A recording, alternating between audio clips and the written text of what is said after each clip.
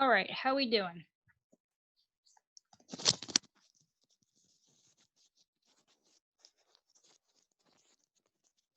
Better?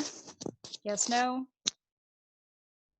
I commandeered these headphones from a Nintendo Switch, and I have not used them yet. I gotta say, I was in several meetings on Zoom yesterday, and this didn't happen, so, my lucky day. Anyway, let me just resituate here for 1 second. Right. Sweet. All right, sounds like we're in business. Awesome. All right, everybody. Hello. My name is Nicole. I'm a librarian. Some of you might recognize me from the reference desk over at Maine. I sub in the branches every so often. Before I was a librarian, I was a teacher. Before I was a teacher, I went to school for art history. So my BA is in art history from Rutgers.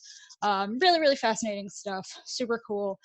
Thing is, there's not a lot to do when you have a BA in art history. So I actually taught art for a couple years. I also taught computers for a couple years, which you might not believe it due to these technical difficulties, but I promise it's true.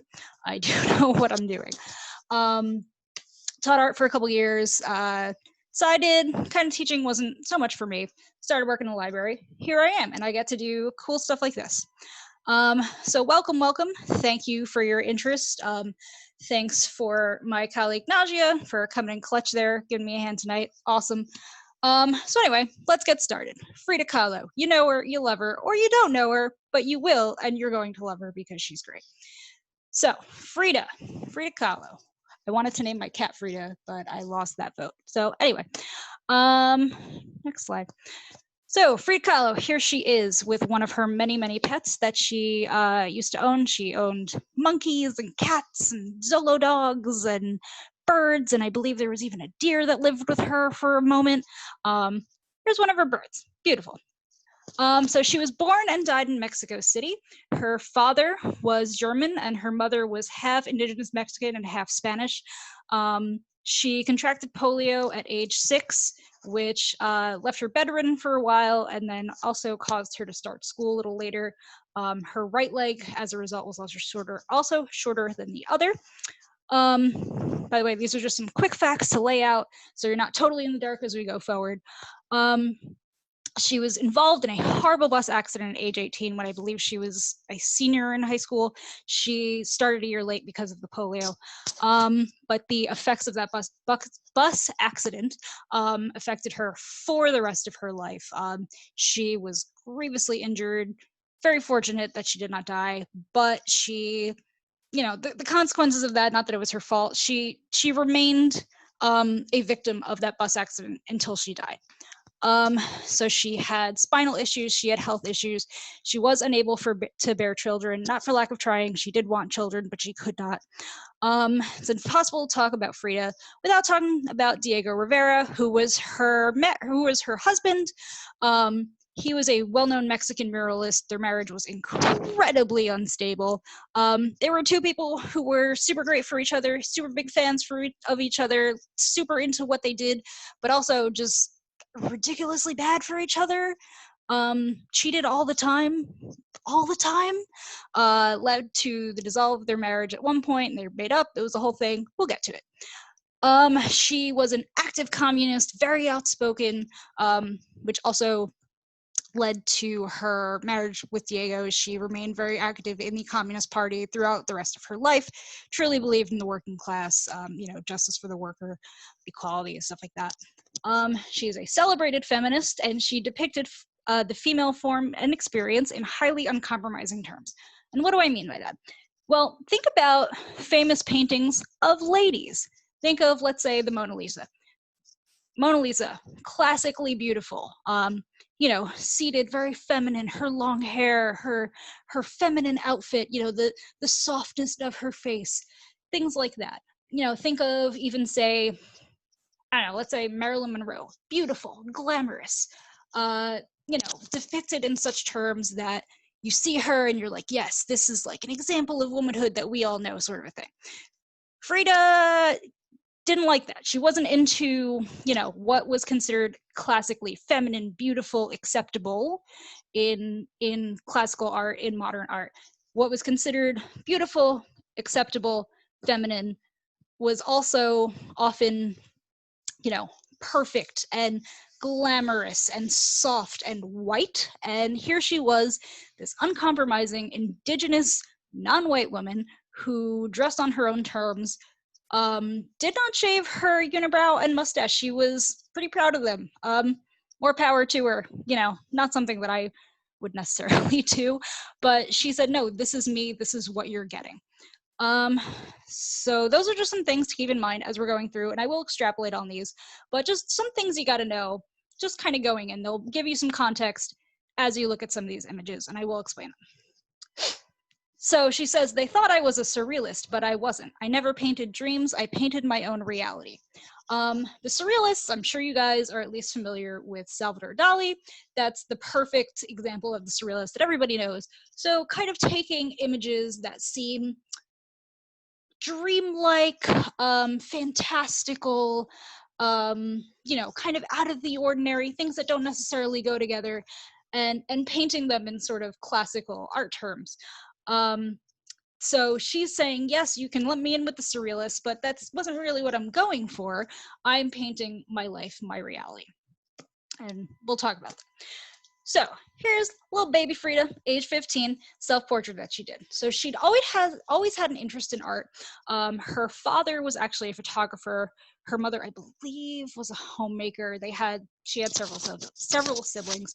Her father was a photographer. He was German, as we mentioned, and he fell in a little bit of hard times because he had sort of aided Mexican revolutionaries, and then Mexican Revolution happened, business sort of fell apart. But when she contracted polio, which again left her bedridden, she spent a lot of time in bed and spent a lot of time in bed and sort of immobilized, and spent a lot of time drawing and painting. And with the instruction of her father and one of her father's artist friends, she, you know, was encouraged to have an interest in art. She worked in her father's photography studio. She really, really enjoyed it. It was something that was instilled in her since she was very young, that like, art is great, you're good at this, you should pursue this.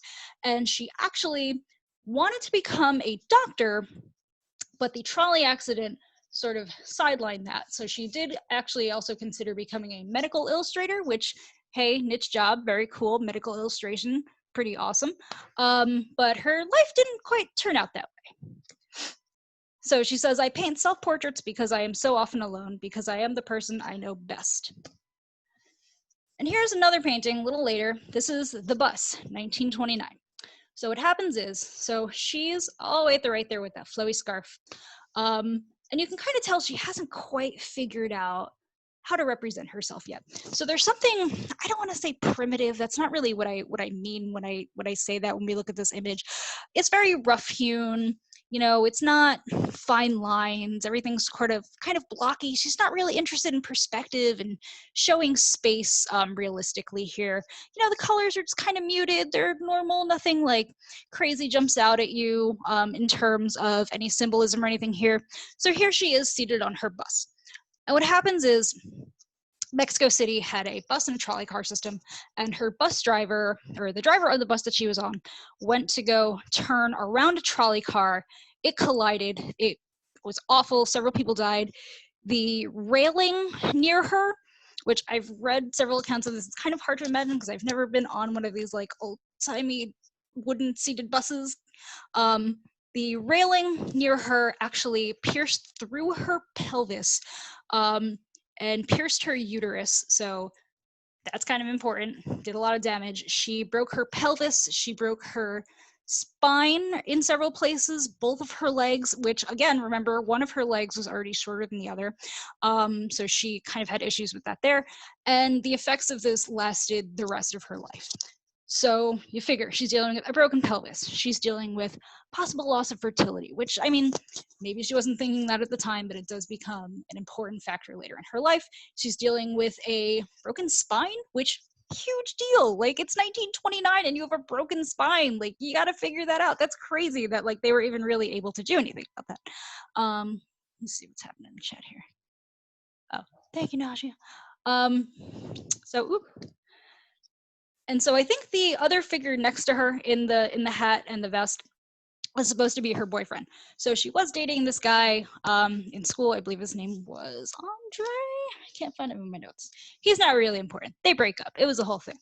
But when she was in school, she actually does become a very active member of the Communist Party.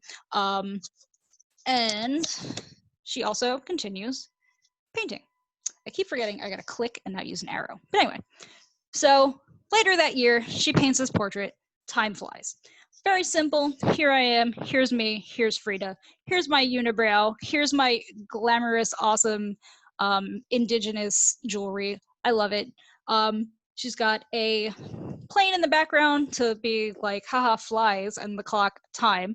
So here she's just kind of, whereas the previous painting is very, very literal, she's kind of going like, oh, what can I do visually? Here's a little visual pun for you. And you can also see that, again, her unibrow proudly on display here. Awesome. She's got this very chunky, very cool indigenous necklace that is a reflection of her mother's side. Again, her mother was indigenous, her father was German, so her love for both sides of her ancestry is kind of on display here in a way that will only be taken further. So she's saying, here I am Frida, I'm, going by this German name, but I'm also Mexican, I am indigenous, I am descended from the Aztecs. She will use a lot of Aztec symbolism, imagery, symmetry, later on in her work. Also, the school that she went to truly promoted the idea that, you should be proud of your Mexican heritage, and she was, and she absolutely was, and she incorporated that in all of her paintings, as far as I can remember, forever, basically. It was so important, and because she did this, and because of her fame, she really, probably was really the first, well, next to Diego Rivera, was the first artist to really bring Mexican art and like indigenous Mexican art, because Diego Rivera was making sort of industrialist paintings. She was like, here's Mexico, here's Mexican art, here's what I love. Hey everybody, like, hello world, here's who we are as Mexico, which was really cool. So here's our second player, Diego Rivera. Not my type, that's all I'm gonna say. He was a Mexican muralist.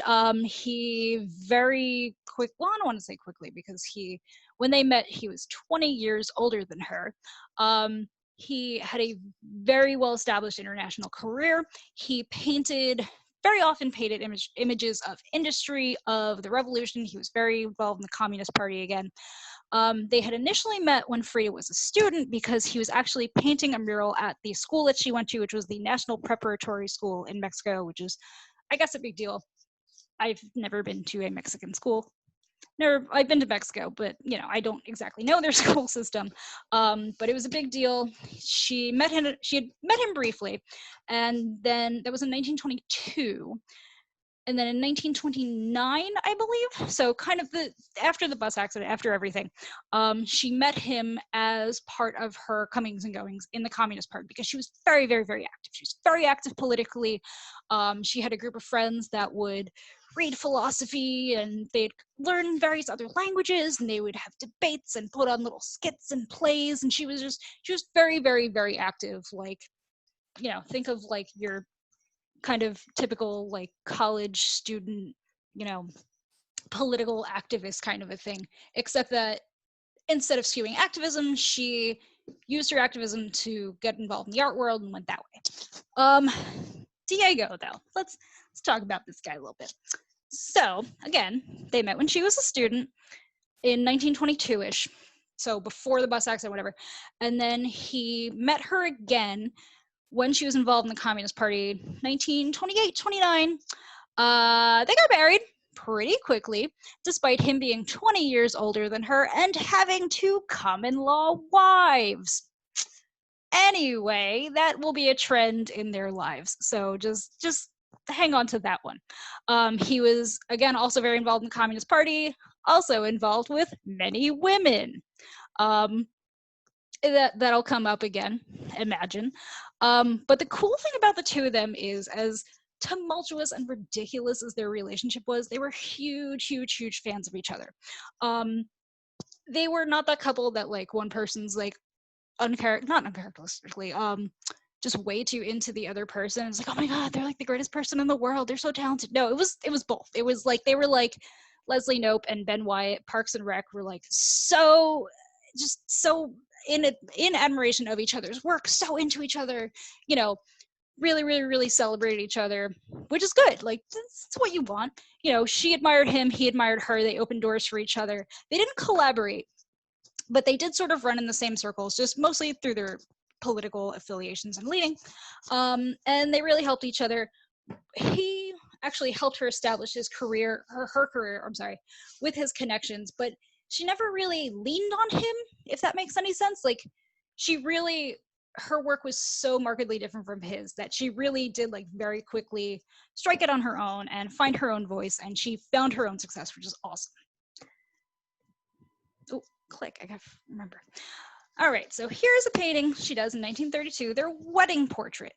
And I just want to take note of this one for a couple of reasons. So, number one, that's probably about as flattering a portrait of Diego Rivera as you're gonna get, you know? So props there. So he's got his artist palette and his paintbrushes. So again, she marks him as an artist, and if you see pictures of him, this is basically how he dresses: these big, weirdly baggy, like high pants and his business blazer.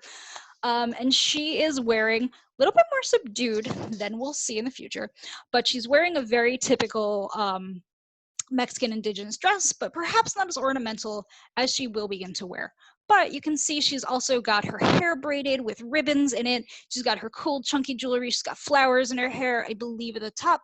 And I like her little tiny feet, which I think are cute. He was a big dude. He was very, very tall, and she was petite. I don't know her height, but like, you can tell in pictures of her. She's just a very slight, like, little slip of a thing. And her health, you know, was never perfect, so I'm sure that did affect them. They're holding hands. This is their marriage portrait. And this bird up here at the top is holding a ribbon that basically, you know, says that this is our marriage portrait, whatever. But I wanted to show this one to you guys, because it kind of, it's, I forgot what I was gonna say. The way this is framed, she very quickly kind of goes in a different direction. But it's also similar to these Mexican retablos, which are Mexican folk art, not icons, but they're religious images typically painted on sheets of tin. So these will be on metal, and they're pretty simple, all things considered. You got your mountains, you got your trees, you got your sky, lots of little like floaty things, but they always have an inscription on the bottom that kind of tells you like, oh, this is when we witnessed this thing happen, or oh, I prayed for this and this happened, and you know, such and such was cured or healed or whatever. But the important thing is that this is a Mexican folk art that she really, really likes. Excuse me. She really likes the way they are composed. So not a huge concern about, excuse me, perspective and things like that. You know, kind of flat. Like there's some distance here. You know, there's mountains. You can tell there's mountains in the distance. But like the floaty, the saint guy, where is he? Is he in the distance? Is he right next to us? We're not really sure, but they're still worth noting. Here's another retablo, which I like this one because it's like, it's weird. I thought that was a sky initially, but I think what it is it's a wall with like jugs sort of hung up and a shelf up here. Oh, I have a mouse. With a shelf up here. And then this, I believe, is an oven, but it is very sort of surrealist. You have these things, they kind of appear to be floating. You have the saint who, I'm not 100, San Pascalito, Saint Pascal, I guess. I don't know what his deal is. But there's little concern for any major perspective. You know, there's a little, but not really. You kind of have these floaty, sort of disjointed objects. And again, that inscription. This one I really like. My Spanish is not good enough to tell what's going on, but you know, you have kind of figures sort of either standing or facing one direction. I like this very stern action that's happening up here. But again, this is a uniquely, I mean, icons and things like that are not unique, but the way they were done in Mexico, these tableaus on these tin sheets, Again, very simple, basic colors, things like that, very bright, which I'm sure these are all aged. The one is from 1969, this one's from 1911, this one's from 1935. I'm sure the colors would have popped a lot stronger when they were new. So she says, I have suffered 2 grave accidents in my life, one in which a streetcar knocked me down. The other accident is Diego. Love that one. It's great. Also, I forgot to mention, her parents described her wedding to Diego as the marriage between a dove and a toad. So, if any of you guys have ever had your parents subject to your wedding or who you're dating, just have they ever called you a dove and a toad? It gets worse. Whatever. So before we move on, Diego Rivera and his work is what we got to talk about real quick. So mentioned Diego, very famous muralist, industrial, very symbolist, working man, political causes. So this is one of his murals that he paints in Detroit. And right here, I don't remember the name of the building, but it's still there. You can go see it. So, we got multiple levels here, bright colors, all this depth here. The perspective isn't perfect, but it's very, very, very incredibly detailed. I mean, is he my favorite? No. Do I get why Frida admired him? Absolutely. I draw a little bit. I don't know how to use color. So anybody who can use color is like a wizard to me. Awesome. Very cool. So in the early 30s, Diego and Frida are married, pretty newly married, and he gets commissioned to do some murals in the United States. They're living in Mexico, so they go to the United States. They go to New York first, I believe, and then they go to Detroit, where he's painting this mural.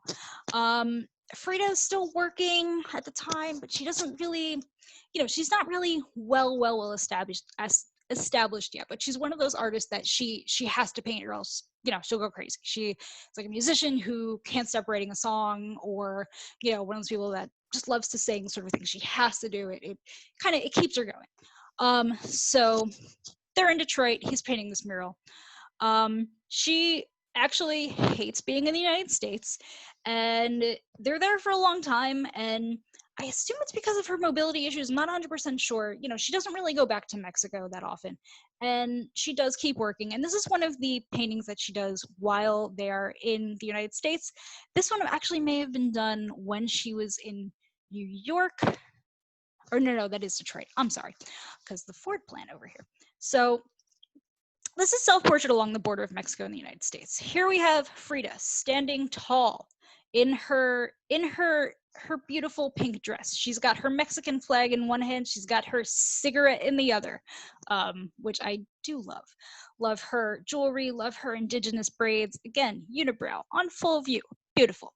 On the left, we have this crumbling pyramid. Again, she was kind of a child of the Mexican Revolution. She saw a lot of change, but she has always expressed a connection to indigenous Mexican culture, of a connection to the past, to her ancestors. Even though she apparently did not get along with her mother, she was still very proud of her heritage on her mother's side. And she was also very proud of the fact that her German father said, you know what, no, Mexico, this is where I belong. This is where I am. So this is where she comes from. She is greatly connected to Mexico. She is connected to her heritage. She is connected to the earth. I love these roots here that we got along the bottom. Roots and flowers and plants show up a lot in her work. You can tell she, again, just feels just a connection to literally her homeland and like the physical land itself. And she lives in Mexico. She dies in Mexico. She's always connected there. And on the right, we have symbols of industry. We have all these pipes and the Ford plant bellowing steam into the partially obscured American flag. We have these skyscrapers and these towers, and they stand very tall and stern, very much in contrast to this crumbling pyramid that represents the past. That, it's crumbling, but it's still there, and the sun and the moon kind of overlook it, sort of as guardians. And then in the bottom here, we don't have roots, but we have cords, we have wires. So this painting really represents where she was at the time, just kind of torn between where she was in her life. You know, she didn't really want to be in the US, but she wanted to be with Diego, and that's where he was working, and that's where she had to work. You know, I mean, she was still finding herself there, but she didn't like it there. She didn't really know anybody. It was, I can't imagine just kind of going to a foreign country, not really liking, and then you're kind of stuck there, but you're following that person that means so much to you, and you really want to support him. So she's very, very torn, and she's representing that here. But unfortunately, later on in the year, she suffers a miscarriage. So remember, we talked about the injuries she sustained in the trolley accident. Again, they followed her for the rest of her life. So here she is again, alone in this bed, no covers. You know, this bed does not represent comfort. It's heavy, it's iron, it's industrial. There's no sheets here. There's no bedside amenities. She's on this barren field. It's desolate. Nothing grows. It could be even asphalt. You know, we have this dreary gray sky in the back, and then on the horizon we have these symbols of industry, of Detroit, of where she's stuck. So she miscarries in Henry Ford Hospital in Detroit. She's alone. You know, Diego is working. He's working on a commission. So yeah, I'm sure he spends some time with her, but he can't just drop everything and be with her. Her family's in Mexico. She's not really well established yet, so she doesn't really have any friends or connections. So she has to suffer this by herself. It's awful. And so we see her on this bed, you know, she's unshaved. She is writhing in pain. She has a single tear coming from her cheek. We see the blood, the remains of the miscarriage on the bed. And then connecting from her hand, some people say they're ribbons. You could probably also interpret them as veins or even sort of like roots coming from her body to these symbols that float around her. So the top left, we have one of those. I'm sure we've all seen this in some form or another of some anatomical part. We have a like a pelvis, not a diagram, a model, a pelvic model representing, you know, the location of her injuries, where everything happened. We have the fetus, who she would always refer to any hypothetical children as Dieguito, little Diego, and you know, she seemed to want this child, at least in some respect. I was reading something today that was like, you know, she wasn't really sure about the pregnancy, but like she has other images where she expresses like, hey, me and Diego's child. But in either case, like, I'm sure this was absolutely horrific. So, you know, the child that she will not have here. We have the snail, and the snail is a little puzzling to some people, but I think it could, because of the symbolism that she uses with other animals, and, you know, just her connection to the earth and nature, is a good way to represent the slowness of the miscarriage. And again, we've seen her, you know, in Time Flies, pick like very specific symbols here. We have the pelvic bone, her pelvis, again, where the injury occurred, where what's really, you know, preventing her from having this child, what's causing her so much pain and heartbreak, and it's awful. We have a wilted flower, I believe is supposed to represent a flower that Diego gave to her while she was in the hospital. And then we have these awful medical tools here on this awful, cold, gray, unfeeling metal stand.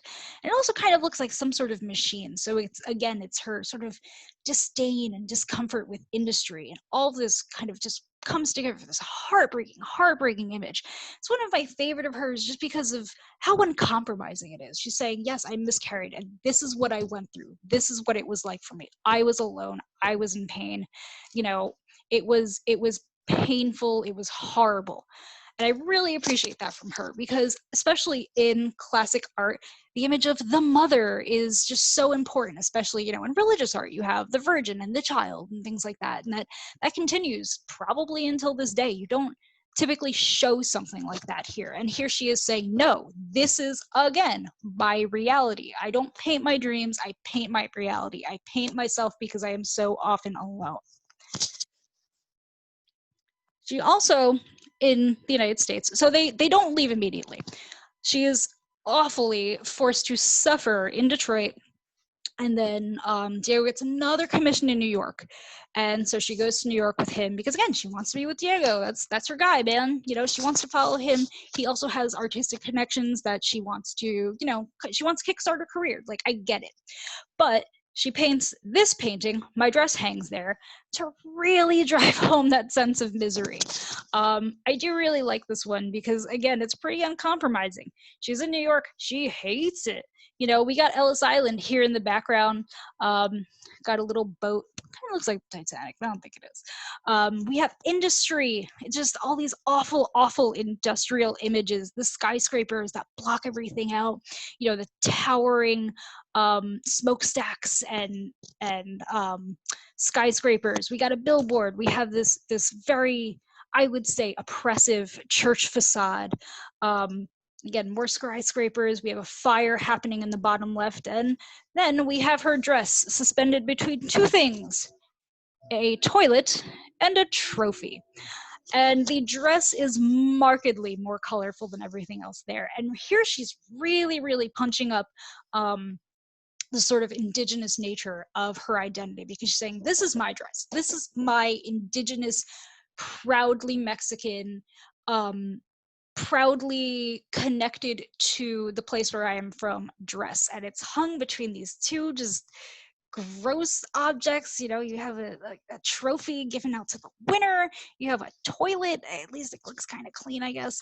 You know, you have piles of garbage and just gross brown blue water and just it's like I get it. You know, she was quoted as saying when she was in New York, she also just hated the idea that she would walk around New York City and see, you know, less fortunate homeless people, you know, on the street. Even in the 30s, again, we're kind of in the midst of a recession here. And then she would be, you know, invited to the homes of the rich who just didn't care. Again, she was a communist. She wanted better wealth distribution and better rights for workers and things like that. And this is her just like rejecting the US. You know, I enjoy this one. Maybe not as much as some other things, but you know, it's pretty strong. I appreciate her just saying, like, you know, these are the things that you have here in the US that we don't have in Mexico, but you know what? You can keep them. So they get back to the States. So it's the 30s, you know, things are happening. She's starting to paint more. She's starting to get a little bit more established in her career, and her relationship with Diego is not better. And I can't say she's not at fault because she cheats on him just as much as he does, although he cheats on her left and right with everybody, including her own sister. So, not the best move, let's say. But eventually, he asks her for a divorce, which probably a smart move. So they divorce. He does his own thing. He's traveling. He's painting in the mid-30s. And she comes to live at La Casa Azul, or the Blue House. And it still stands to this day. I've never been there. And it is where they lived together eventually. He, as you can tell from the bottom right, it says Frida and Diego lived in this house from 1929 to 1954. So he was living with her. He moved out. Spoiler alerts, he moves back in. We'll get there. But it was this beautiful house that she painted this bright jewel blue, which is really, really cool. This, I believe, this little pyramid thing is sort of in the front of the house. It looks kind of like an altar. Bottom left is her studio with all these beautiful windows so she could see out into her garden, because she kept a garden, she kept animals, she kept plants, and she really relished in working in them and making La Casa Azul her own. The right little shot of the kitchen with one of those low stoves that we were talking about in the retablos. Cool stuff on the wall.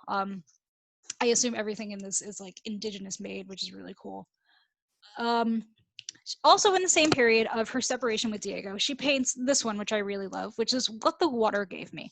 Also the name of a Florence and the Machine song. Recommended, check it out.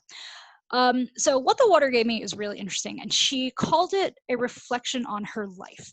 So 1938, you know, she had these horrible things happen to her. The trolley accident, her marriage with Diego at the moment, the miscarriage. She's been dragged all over the United States, been miserable, hated it. You know, she's struggling to, not so much struggling, but she's trying to find her voice as an artist. So here she is gazing into a bathtub with her feet between the stopper. The water is running up to her toes just about, and in the water she gazes at all these images. And here we go with more symbolist sort of surrealism here. I love her dress sort of hanging in the water, floating in the water, almost like an Ophelia image.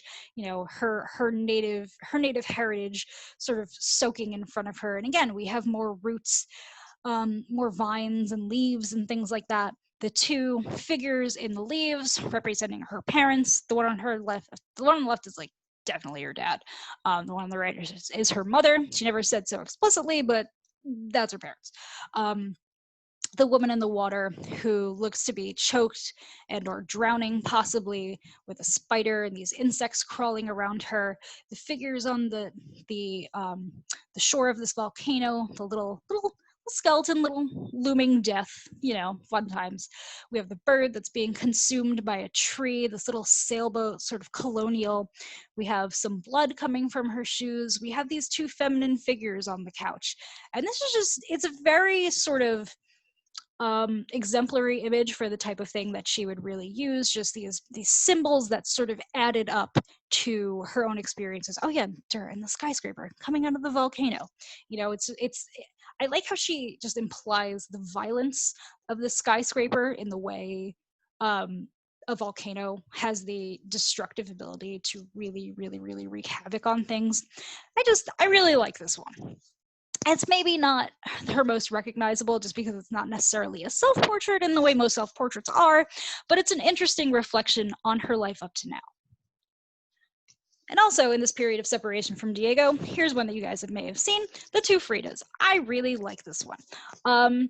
This is another example of her using Aztec imagery. A lot of sort of duality and pairs is apparently used in Aztec folk art and Aztec Mexican art in general. So here we have the two Fridas. On the left, we have Frida in her white, let's say European sort of colonial dress. And the breast is cut away to reveal her heart, which kind of extends its veins around her neck and down her arm, and she pinches off her own vein, artery? I don't know that much about hearts. She pinches off this artery as it bleeds onto her dress. It's staining it. So we have the artery connected to her very Mexican indigenous Frida. So again, the two halves, sort of like her parents, but not quite. Her heart is exposed here, it wraps around her arm, but instead of it bleeding off, it actually wraps onto her arm to her wrist, where she holds a little portrait of, guess who? It's Diego. Here he is again. While they were separated, they still apparently remained friends, and she gained a lot more fame on her own now that she was on her own and in La Casa Azul, really working on her art and making connections and doing her thing. Her career really, really started to take off at this point, which maybe them separating was for the best for this point. Who knows? But this really is a good example of how she felt about sort of the duality of her own life. We have these storm clouds in the back. You can kind of imagine them sort of churning around. And I really like the contrast and the colors here, because she uses contrast in a couple interesting ways here. So we have the storm clouds that kind of frame them and kind of bring them forward. We have the contrast between this pretty stark white ivory cream, very proper gown to, you know, the pop of blue and gold and this sort of olivey green in the other outfit. And then this one is clean and this one is being soiled, you know. So you can even say there may be something about expectations talked about here, because part of the Mexican Revolution had to do with rejecting sort of the colonialism that Europeans sort of instilled on the Mexican people throughout the 1900s, or 1800s, I would say century.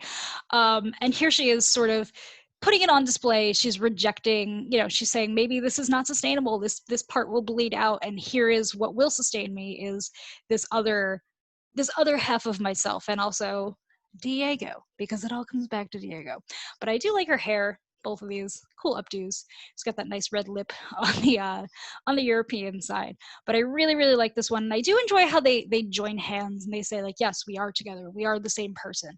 This is us, as they say. So a couple years later, again, still dealing with her divorce, she paints Self-Portrait with Cropped Hair. And this one I really like because, again, it sort of deals with duality, but instead of here are the two halves of me, my European, my Mexican side, it's I have a masculine side and I have a feminine side.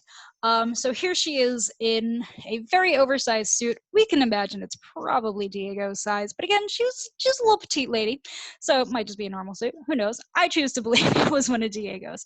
It fits her very, very poorly. She has, she's cropped her hair and she's cut it, and it lays draped all over the canvas in her environment, almost like those roots again. I do like how it's just kind of all over the floor, and it does echo the roots in her other paintings, and that we will see. And you know, this is her saying like, no, I can still be me again. If I crop my hair, if I dress like a man, I am still Frida, no matter what it looks like on the outside. And I actually got the opportunity to see this one a couple years ago, last year before, in the Brooklyn Museum. Had a really, really stellar exhibition on Frida. And this one I really liked, and it was very cool to see it in person. And again, we have the contrast that this light bluish wall with that dark suit. She really, really, really is the focus of the image. And then just all this hair, it does kind of gross me out. I'm not a big fan of just extraneous hair. But again, this is her saying like, no, this is still me. I can still do this. You know, I am Frida. Here I am. I have made, it doesn't matter if I'm masculine or feminine. I am still Frida. But in the same year, she also paints this one, which I also really, really like. This is Self-Portrait with Necklace of Thorns, and she's wearing a hummingbird. These are all very, very strong indigenous Mexican native symbols. The monkey, the black cat, kind of looks like my cat, but not really. These are all plants in the background that are native to Mexico. Again, we have these thorns extending like a root system, and she bleeds from them, which I think is really interesting because, you know, sometimes your past, your history is painful, but it's still part of you, and she's still very, very proud. She keeps her hair in this traditional Mexican updo with the ribbons braided. It's very, very beautiful. But I like this one because of how confrontational it is. Again, she's saying, most of what she's saying is, here I am, this is me, this is my experience. But this is her fully saying, you know, I am Native Mexican, I am indigenous, I am proud, I am me, this is who I am, you know, take it or leave it, more or less. I really like this one, but I also enjoy the fact that she's still got her lipstick on, because she actually was very into like cosmetics, which was cool. Again, at the same Brooklyn Museum exhibition that I went to, they actually had some of her old makeup bottles, which was cool. Kind of didn't think those survived, but it was neat. And she liked Revlon, you know, so that was cool. So 1940s, the bed. This is one that I really like. In the 1940s, her health starts to get a little shaky. She's still got some time left, but it gets a little shaky. She, again, is plagued by these health problems, and she drinks a lot, which doesn't help. So here she is in her bed, the dream. And she is asleep. She is surrounded and wrapped by this very heavy, brightly colored blanket. And she's got, again, roots connecting her to the bed, to the blanket. And something I actually just realized is this blanket is a very sort of marigold color, which is important in Day of the Dead celebrations. So that's interesting. But what I really like is this little skeleton guy up the top. This is I believe they're called calaveras, and they are skeleton images. They are paper mache, and they are wrapped in fireworks and exploded on Day of the Dead, which is pretty cool. But he's got flowers, and he hangs it on top of her bed. And I believe she actually did do this. When she was alive, she had one of these guys on her bed, and, you know, she sort of lived with death in a weird way, just kind of knowing, you know, the grievous injuries that she sustained, you know, miscarriages. She had multiple miscarriages after the one in Detroit, but it was just sort of an ever-present sort of thing in the back of her mind. And she didn't, not that she didn't care, but she didn't shy away from that. So she was like, sure, I'll put a skeleton on my bed. And also, they're very important in Indigenous Mexican and Day of the Dead celebrations. I'm sure you guys have seen them. And here is the bed, which I really like. This is at La Casa Azul. She's got a little skeleton guy here up at the headboard, which I like. And she's got some stuff on the canopy. Is it still called a canopy? I guess. Which is pretty neat. Her very bright bed sheets. And then also here on the chair on the right, you can see a cane. She did walk with a cane, especially later in life. Because of the polio and the injuries she sustained to her legs, one of her legs was still shorter than the other, and it was actually kind of significant. If you look at pictures of her shoes, one is got like a big blocky heel and the other one has less so. So pretty cool. So in the 1944s, oh, by the way, she is reconciled with Diego at this point. They're back together. They're doing their thing and also having numerous affairs left and right. She's actually having affairs with men and women, which, hey, you do you. So in the 1940s, she starts to experience more health problems. She's getting a little older. Again, she is drinking. She is working nonstop. She's moving around. She's doing her thing. So she has more issues crop up in her spine. She finds a doctor who is supposed to cure her by doing a bone graft in your spine, which I didn't even know they did in the 40s. Freaks me out now, but just the thought of somebody doing that with like 1940s medical technology, I don't know. But so she wore numerous braces on her back throughout her life, for support, to help keep everything straight, to help her heal, things like that. She had actually many medical support devices. So she has the surgery, supposed to fix her bone graft, whatever, doesn't work. Horrible. I imagine a bone graft failing now in 2020, and then like imagine that in 1944. That's crazy. So she has this bone graft, it fails. Again, her spine is fractured in multiple places ever since the trolley accident. She's having trouble getting around, and she paints the broken column. And this is another very confrontational image. Again, and it really challenges sort of the classic notion of what does a woman look like in art? Because I can't really think of any other, I don't want to say common, but well-known images that look anything like this. And here she is. She looks us dead in the eye, and she puts her paint on display for all of us to see. She's got her excuse me, she's ripped open in the front, and in place of her spine, she's got this column. It's literally a classic Corinthian column, I believe. It's cracked in multiple places, just as her spine is, surrounded by this raw flesh that it's embedded in, and it hits just above her chin to prop her head up just enough to look at us, and as her hair flows free. And if she's in that much pain that she cannot even stand to do her hair from us, then it's serious, as she stands on this desolate landscape with, again, sort of a stormy, dark sky, nothing growing behind her, no hint that this would even be a Mexican landscape, because it's desolate, it's barren, it is experiencing, great pain and loss, like a scar on the earth, as she is. And she's in this brace that seems to be the only thing keeping her together, but she's still just stuck with all these little nails that I can't imagine what kind of pain she was going through. And all these little nails kind of represent different pinpricks of pain and of torture. And she weeps, and she has these white teardrops against her tan skin that really jump out and make you really see just how much pain she was truly in. This is one I really like, and it's horrible. It's so painful, because you're just like, oh man, like that. Again, it's horrible for anybody to go through now. In the 40s, we didn't use anesthesia until like the late 1800s. It's so crazy. And unfortunately, it didn't really get better.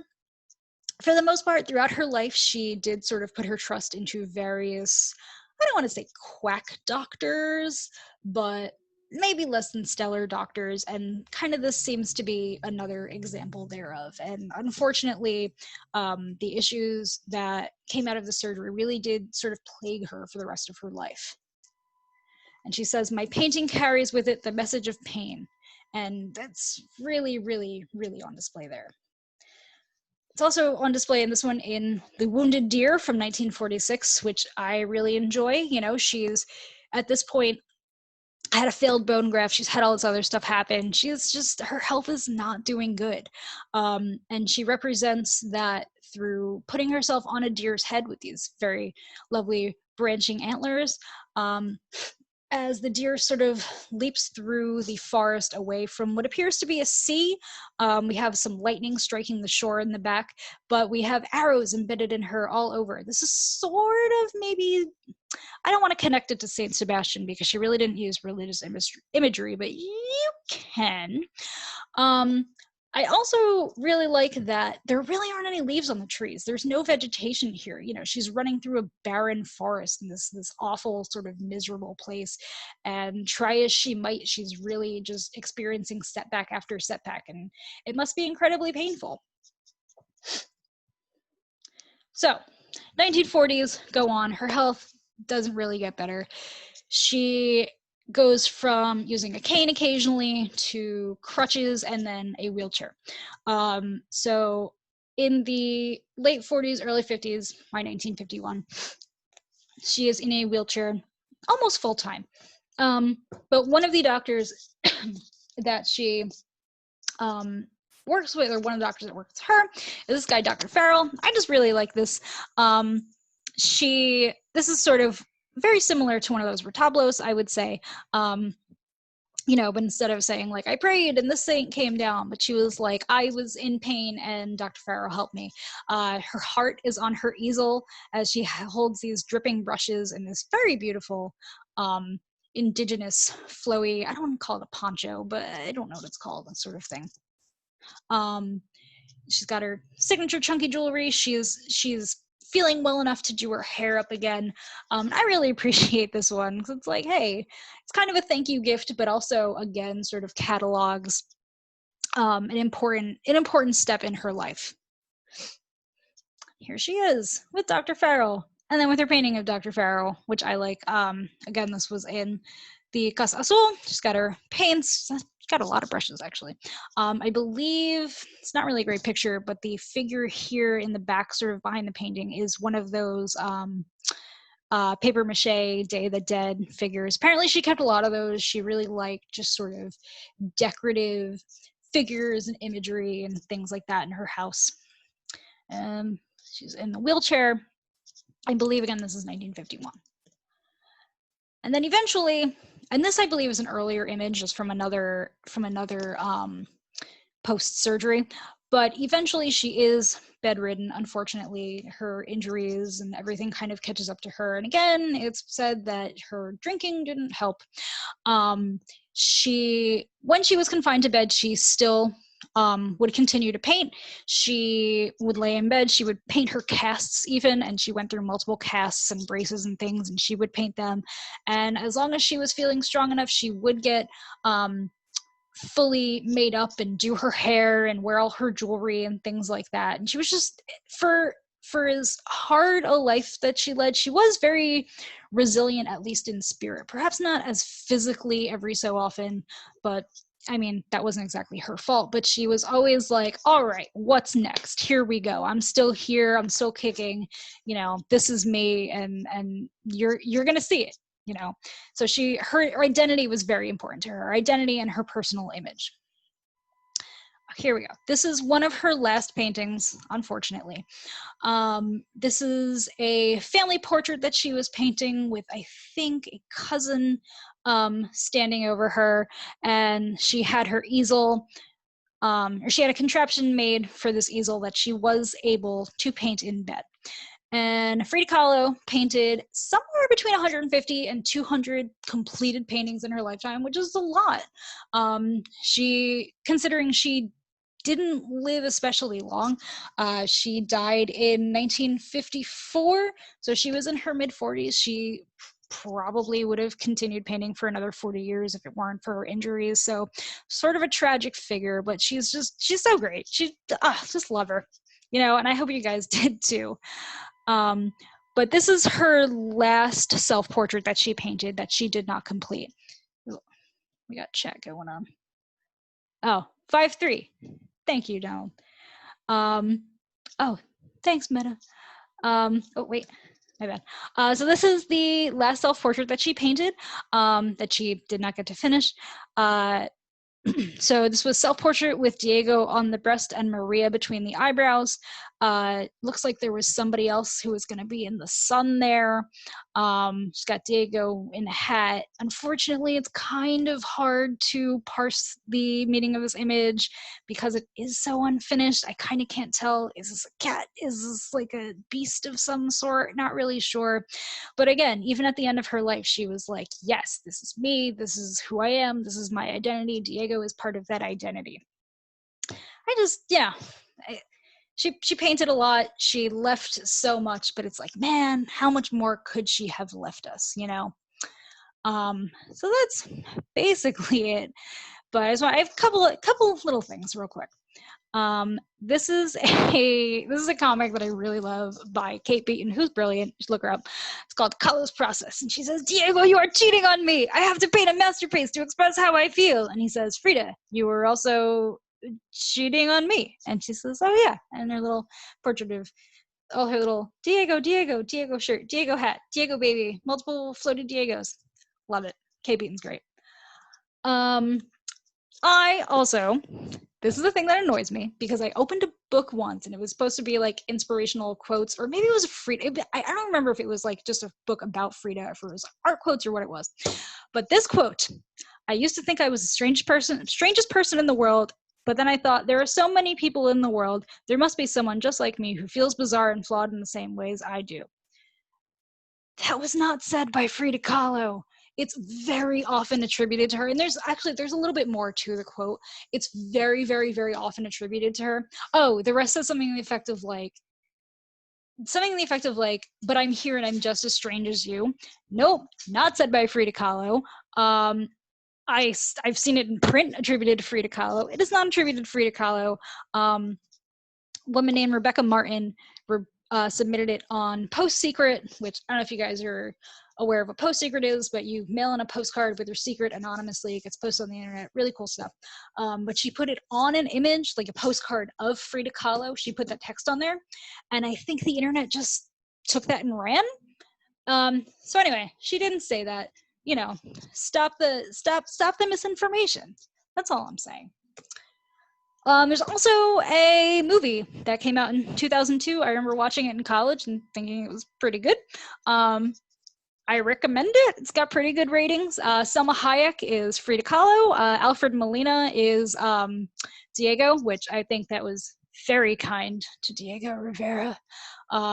Got a couple other major players in there. It's really cool because it's shot in sort of like a surrealist, like magical realism-y kind of way. Like at one point they're traveling and they're like going over the map kind of thing. I recommend it. I don't know if it's streaming anywhere, but you got like 2 hours on a weeknight or something. I'd watch it. I'd watch it again. And also, if you guys saw Coco, I guess last year before, whenever that came out, she's kind of a major player in the plot, which I thought was really, really cool, because how do you do a movie about Mexican culture and not keep her in? I think they did very well, and I believe Salma Hayek actually played her, which I thought was cute. If you haven't seen Coco, watch it. I've never cried harder at a movie. That's all I'm gonna say. Definitely recommend it. And the last entrance in her diary was, "I hope the exit is joyful, and I hope never to return," which I think is just so poignant. She did keep diaries extensively. She wrote letters to many, many, many, many people. She wrote letters to George O'Keeffe, which I thought was really cool. You can look them up. They're published. I haven't read them fully because I don't know, there's something about like reading somebody's diary that kind of weirds me out. I'm like, I don't know if I should be doing this, but apparently they're very, very good. So if you guys are interested, I definitely recommend looking into them. And I think that's all I got. Well, it won't let me go to the next slide, so I assume that it is. So yeah, so thanks guys. Thank you so much for coming. Before I ask if there are any questions, I am hopefully going to be doing another one of these on Van Gogh in March. I hope to be doing them bi-monthly. I got Van Gogh lined up. I got Picasso. I got Christo and Jean-Claude, who you might not be familiar with them. That one's really for me. I really like them. I got Pollock. I got Mondrian. I got a couple people lined up. So if that's something you guys are interested in, keep an eye on the calendar. Oh, Sean. Hi. Thanks, Sean. But yeah, thank you guys so much for coming. Again, I apologize for the technical difficulties there. And again, I know there were things that I skipped over because we don't have that much time. You know, definitely like read about Frida Kahlo if this was at any point interesting to you. She led a very storied and interesting life and had a prolific career and did a lot of cool stuff. So yeah. So thanks, guys. If that's it, I don't got anything else. Oh, next week we're doing what are we doing? Oh, photography. Learn to take great photos from your camera next week with your new camera next week, or your old camera, whichever. So if you guys are interested in that, or your phone camera, sign up. And thanks again for coming, guys. Oh, thank you so much in the chat. I again really appreciate it. Also, shout out to Najia for giving me some help here. Let's stop the share. You're gonna see my weird face for a second. And that's all we got. All right, guys. Thank you so much. Have a good night. Stay safe out there.